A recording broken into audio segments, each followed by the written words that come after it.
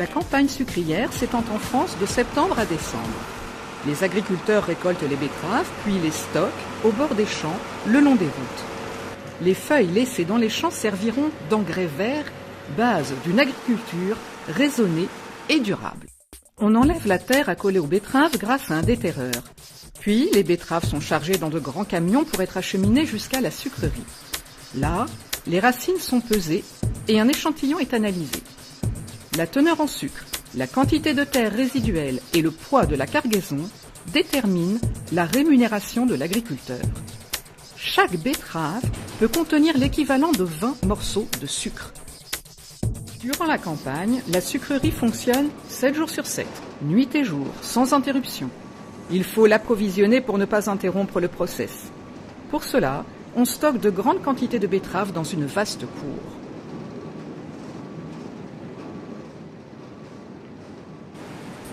Les betteraves sont lavées et brassées dans un puissant courant d'eau pour éliminer la terre et les graviers, qui seront réutilisés sur les routes et les chemins. Le découpage et la diffusion sont les deux étapes lors desquelles le process diffère entre la canne et la betterave. En effet, rappelons que la canne stocke le sucre dans sa tige. Pour en extraire le jus sucré, on procède alors à un broyage des tiges. Le reste du process est le même pour les deux végétaux. Revenons aux betteraves, qui sont maintenant propres et découpées en fines lamelles, les cossettes. Plongées dans un diffuseur à contre-courant d'une eau chaude, les cossettes vont libérer leur sucre dont l'eau va s'enrichir. Les cossettes épuisées sont le principal coproduit de la betterave. Elles sont appelées pulpes et utilisées pour nourrir les animaux sous forme séchée ou non. Le jus sucré obtenu par diffusion contient tout le sucre de la betterave, mais aussi des impuretés qu'il faut éliminer, des sels minéraux, des composés organiques.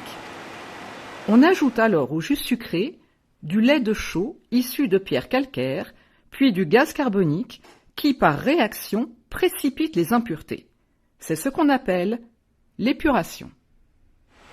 Toutes ces étapes sont contrôlées par les employés de la sucrerie. Ils veillent au bon déroulement du process, dans le respect des règles de sécurité et d'hygiène. On concentre le jus sucré clair en évaporant progressivement l'eau. Le jus traverse une série de chaudières où la température et la pression diminuent progressivement de l'une à l'autre. La vapeur récupérée de chaque évaporateur alimente en série l'évaporateur suivant.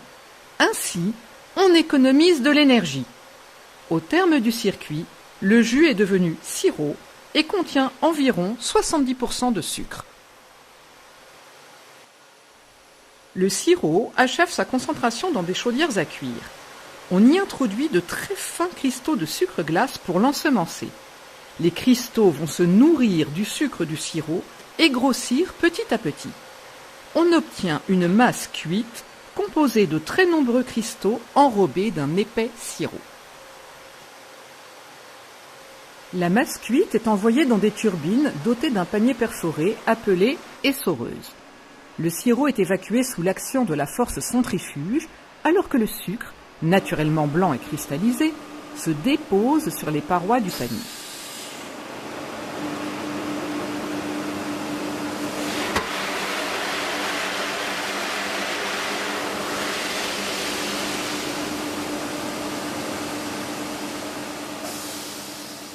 Le sucre blanc, cristallisé, encore chaud et humide, est envoyé dans des appareils de séchage à air chaud. Puis, il est refroidi et stocké en silo. Une fois séché, le sucre est soit conditionné dans différents emballages, soit directement en poudre, soit en morceaux après humidification et moulage, soit expédié en vrac, par camion ou wagon. Vous voyez ici la fabrication du morceau de sucre de taille numéro 4, la plus répandue. C'est une spécificité française. Il existe différentes formes de sucre pour les particuliers. Il existe aussi le sucre en vrac, destiné à l'industrie alimentaire.